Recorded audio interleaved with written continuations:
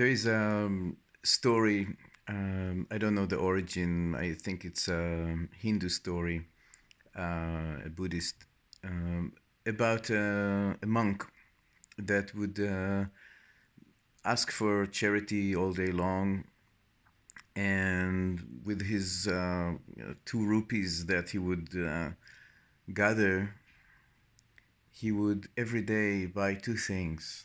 One is a little bowl of rice, and the other, half of his money, he would invest in buying a flower. And when people asked him, "Why do you invest so much in buying a flower? It's half of your money." And he said he was raising the bowl of rice, and he said, "Well, this is what I live from." And then he was raising the flower, and he said, "And this is what I live for. This is what I live from. This is what I live for." It seems like humanity as a general kind of forgot what we live for. We were in a endless uh, run after what we live from, and in total forgetfulness about what we live for. Seems like this phenomena of the COVID, whether there is a virus or not, whatever it is, I don't care.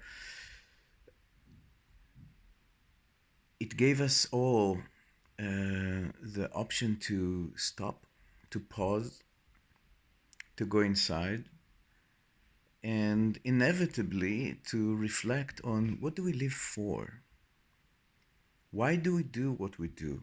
What is really necessary? What do I really want to do out of all the things that I'm used to do in my life, including my work, my relations, what relations are important and what's not, and more importantly, what is life for? What are we here for? What's the reason? What's the flower? What do you live for? The new moon, the full moon of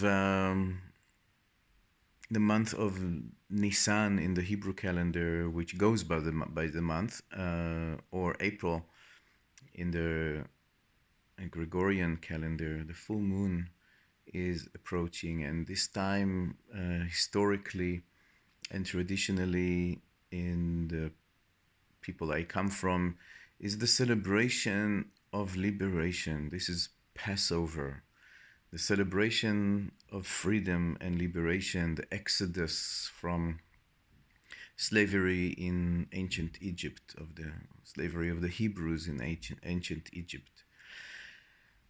I know that we all became slaves, um, not only to corporate powers, but to ourselves, to our lack of discernment of what do we live for? What is it all for? And the lack of power in standing behind that we live for. Many, many times, people leave behind what they live for in order to get more of what they live from, to make more money, to get more busy, and for what? So, in my eyes, this celebration of liberation, this Passover, this Pesach, the way we say it in Hebrew, this Pesach is about being liberated to put in the center of our lives what's most important for us, what makes us smile deeply from the heart, to put in the center of our inner garden that which, even on our deathbed, we will look back and we said, like, thank God this was the center of my life. And so we don't look back and say with self disappointment and bitterness about life. It is these times that we feel a big change is coming to all of us and to humanity, and it will be up to all of us to make it a positive change. Up to all of us. If we're looking for so-called leaders, they're not leaders. We are the leaders of our lives if we choose to. So, what's important for you?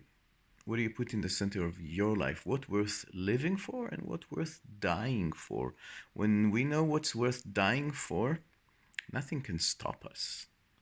Nothing can stop us because nothing can threaten that. Nothing can threaten a person that is willing to give everything, including their lives, because they live for something and they're willing to die for something, for this thing, because life without it is anyway equal death, slow decay.